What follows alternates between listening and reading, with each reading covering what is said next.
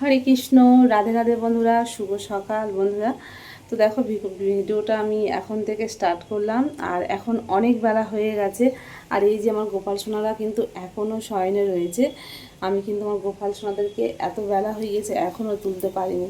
আর আমি উঠেছে কিন্তু সেই ভোর 3:30 উঠে তারপরে স্নান টানগুলো আমার সমস্ত কিছু হয়ে গেছে, কিন্তু তার সত্ত্বেও আমার গোপাল সোনার কাছে আমি আসতে পারিনি। তো দেখো কত বেলা হয়ে গেছে, দেখো সমস্তটা কিন্তু সূর্য উদয় হয়ে গেছে, সমস্ত কিছু সব মানুষ উঠে গেছে, কিন্তু তবুও আমার গোপাল সোনাকে আমি তুলতে পারিনি।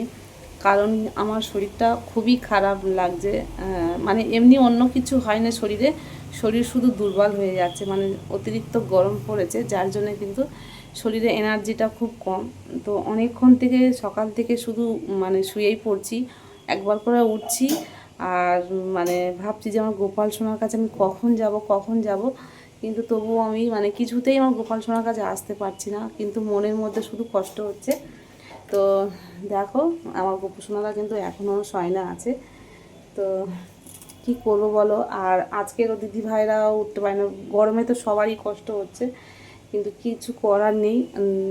আমি একমাত্র ভোরবেলা উঠে সমস্ত কাজকর্ম সেরে গোপাল সোনাদের কাছে আসি। আর বেলা থেকে অনেকে আসে, বা ওর বাবাও আসে, কিন্তু আজকে গোপাল সোনার বাবাও উঠতে পারে না, কালকে কলকাতায় গিয়েছিল, যার জন্যে কেউই আসতে পারছে না। তো গোপাল সোনার কাছে ক্ষমা চেয়ে নিচ্ছি, কী করবো। তো এই যে দেখো বাবু সোনারা, তো দেখো ছোট্ট বাবু সোনারা।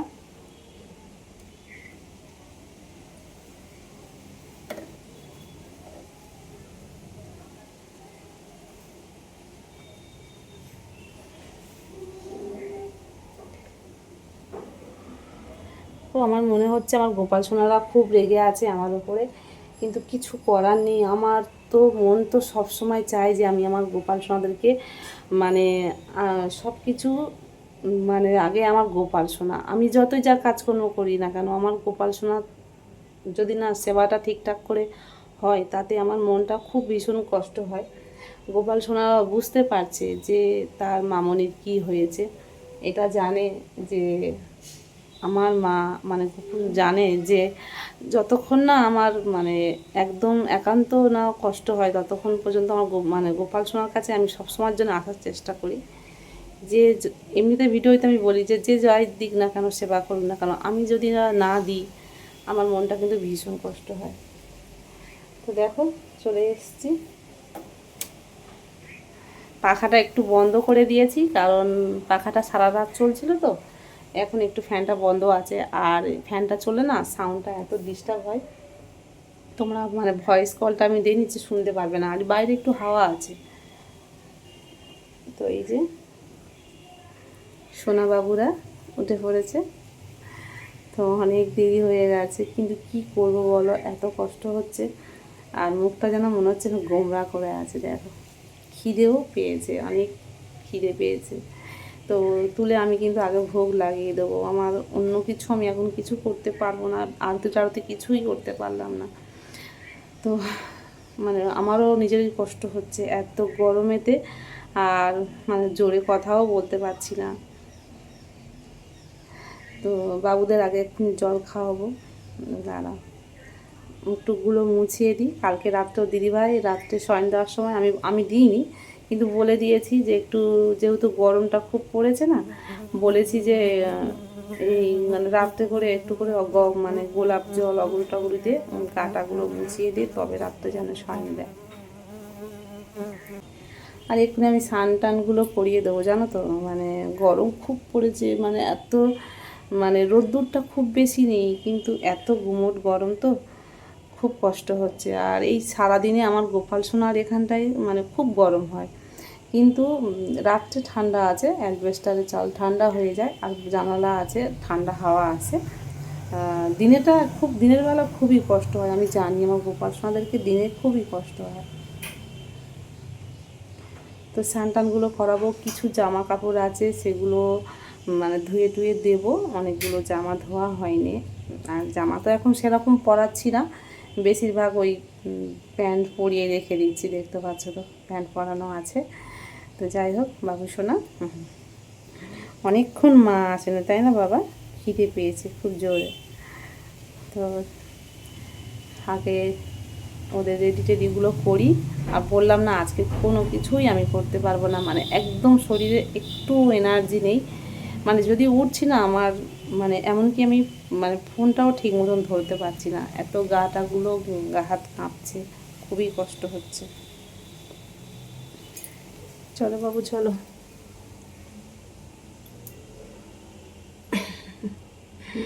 হ্যাঁ, যেমন মোহন সোনা বসে আছে, মোহন। ও, একটু কিছু ফুল তুলবো, ফুলও গাছে প্রচুর হয়েছে। গাছে কত ফুল হয়েছে দেখো বন্ধুরা। আচ্ছা, ফুলগুলো খুব সুন্দর হয় জানো তো। এই ফুলগুলো দিয়ে আমার গোপুসোনার স্নান করাবো। ফুল আমি একটু জলে দিয়ে দিই, জলের সঙ্গে দিলে ফুল।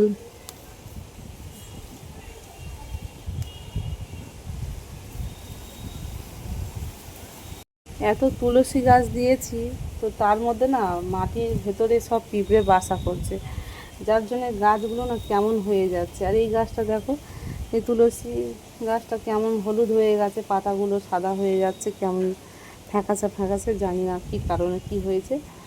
আর যখন টবগুলো সরাচ্ছি, প্রত্যেকটা টবের ভেতরে পিঁপড়ে ভর্তি। তো আমি ওই কী করি, ওই নিম পাতা ফুটিয়ে সেই জলটা দিই। তো সেটা করতে হবে, না হলে আমার ভিঙ্গা দেবীগুলো কত সুন্দর হয়েছে, কিন্তু কেমনে হয়ে যাচ্ছে, ঝিমিয়ে পড়ছে, আর গাছগুলো সব নষ্ট করেই দেবে। আর একটা কথা বলি, অনেকে তুলসী পত্র তোলে, তো তুলসী পত্রটা তোলার নিয়ম অনেকে জানে না। এই যে আমাদের নখ, হাতের নখ দিয়ে কিন্তু অনেকে মানে কেটে নেয়, এরকমভাবে নিতে নেই। তো তুলসী পত্র ধরতে হবে, মানে এরকমভাবে আঙুলটা টিপে। তো তো এই যে এই আঙুলটা, এই যে তর্জনীয় আঙুল, এটা কিন্তু মালা করার সময়ও আমরা মালাতে স্পর্শ করি না। তুলসী পত্র তোলার সময় এই আঙুলটা, তর্জনীয় আঙুলটা স্পর্শ করা যাবে না। এই যে আঙুল টিপে এরকমভাবে তুলতে হবে। তো দেখো তোমাদেরকে এক্ষুনি দেখাচ্ছি। এই যে আমি তুলসী পত্রটা ধরলাম, এই যে এরকমভাবে ধরে এরকমভাবে তুলে নিতে হবে। আর এই বোঁটাটার যেন অবশ্যই থাকে। অনেকে কী করে, বোঁটাটা কেটে দেয়, দিয়ে এমনি পত্র দেয়। তো এই রকম বোঁটা শুদ্ধ ভগবানের ভোগে বলো বা ভগবানের চরণে বলো, অবশ্যই দিতে হবে। বোঁটা থাকাকালীন দিতে হবে, বোঁটাটা বাদ দিলে হবে না। তো তোমরা যখন তুলসী পত্র তুলবে, অবশ্যই এই তর্জনীয় আঙুলটা যেন না স্পর্শ হয়, আর নখ যেন না, মানে নখ দিয়ে কেটে যেন না তোলা হয়, এমনিভাবে অবশ্যই করে তুলবে। দেখো আমি এই রকমভাবে তুলি, তাহলে কিন্তু নখ লাগলে বা এই যে তর্জনীয় আঙুল দিয়ে তুললে অপরাধ হবে। তুলসী মঞ্জুরি ভগবানের খুবই প্রিয়। তো যত বেশি পারবে এই মাসে তুলসী মঞ্জুরি দিয়ে ভগবানের সেবা দেবে, ভগবানের চরণে। বা তবে ভুলেও তোমরা অন্য দেবদেবীকে কেউ তুলসী পত্র দিয়ে ভোগ লাগাবে না বা চরণে দেবে না, সব কিছুতেই দেবে না, শুধুমাত্র একমাত্র গোবিন্দর চরণে যায়। অনেকেই দেখেছি তুলসী মঞ্জুরি বা তুলসী পত্র নিয়ে অন্য কিছুতে দেয়। তো দেখো বন্ধুরা, এই একটা গ্লুকন্ডি এনেছিল গোপু সোনার বাবা, আমাদের শরীরটা খারাপ মতন বলে। তো বলছিল যে গ্লুকন্ডি জলটা তুমি খাও, কিন্তু আমি তো জানি এটা আমার গোপাল সোনার আগে দিতে হবে। যা কিছু বাড়িতে আসুক, আগে আমার গোপাল সোনার, সব কিছু আমার গোপালের, তারপরে সেই প্রসাদ আমরা পাবো। তো গোপালের দেওয়া হয়নি বলে আমিও কিন্তু খাইনি। আমার শরীর হয়তো খারাপ, কিন্তু আমি তবু খাইনি, কারণ এটা প্রথম এসছে আমার গোপাল সোনার, আর এগুলো তো দেওয়া যায়। তো গোপাল সোনাকে আমি এখন দেবো।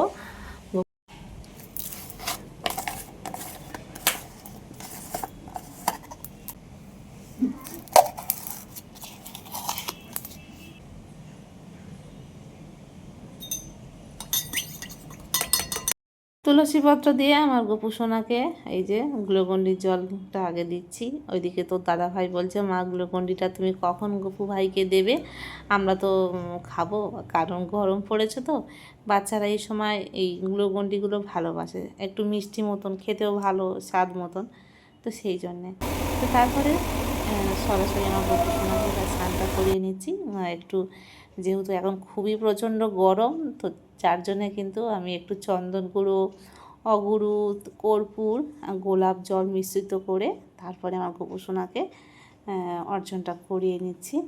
তো এইগুলো দিলে কি হয় না, খুব সুন্দর একটা গন্ধ বেরোয়, সুন্দর গোপুর সোনার গায়ে থেকে একটা সুন্দর গন্ধ বেরোয় সবসময়ের জন্য, সারাদিনেরটা ফ্রেশ থাকা যায়।